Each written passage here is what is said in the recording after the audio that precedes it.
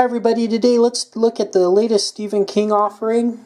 See, Stephen King, If It Bleeds. And I bought the book this time. Normally I buy the book on CD or the talking book, for my commute. But since I'm not commuting, I actually decided to buy the book. And I'm only going to talk about the Holly Gibney story called the titular If It Bleeds, and I did start one of the other stories, and maybe I'll talk a little bit about that later. Love the cover. It's a cat or a mouse. Is it a mouse or a cat? Cat and mouse theme. And the If It Bleeds title is based on that belief in journalism: if it bleeds, it leads. And that's kind of the thrust of the story. I don't want to give away too much, but basically Holly Gibney, there's a tragedy, and Holly Gibney encounters another outsider, and it's how she deals with said outsider. And Holly Gibney is my favorite character in all of Stephen King. I like him. I like her even better than I like Pennywise.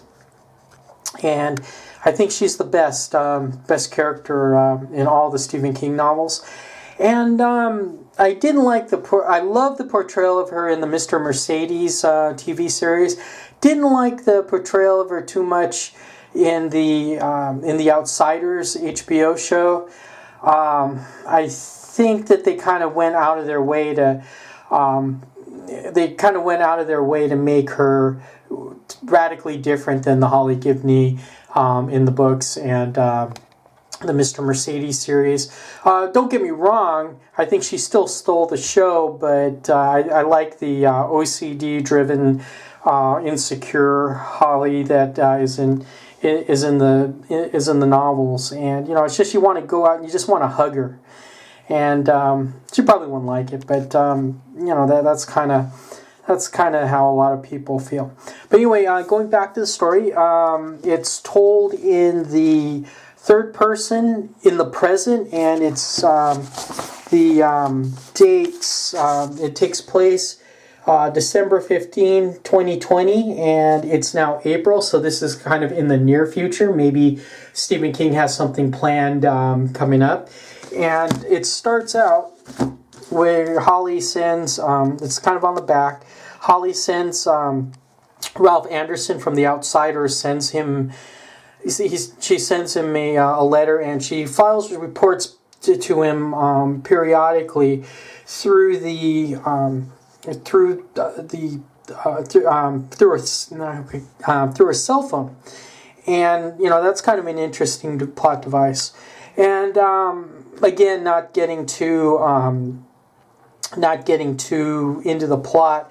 I think it kind of refers back to Bram Stoker's Dracula, where the people they were disparate people, and then when they pooled their resources and pooled their knowledge, they were able to defeat Dracula. And in this one, there's a couple new characters that come in that are attuned to the supernatural aspects of the story, and they don't mock her, they don't laugh at her, and they help Holly to defeat her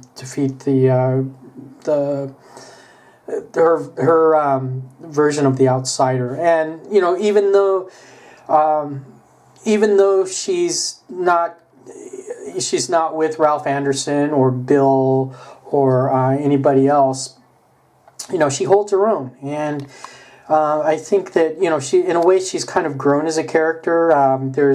She's had issues with her mother, and they're not resolved. Spoiler alert: they're not resolved, but they come to a denouement. And it's this one it's a good story. I think I like The Outsiders better.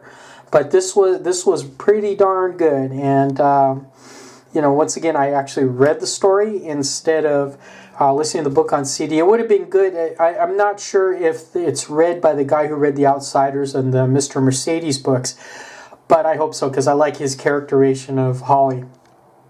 And, there you go.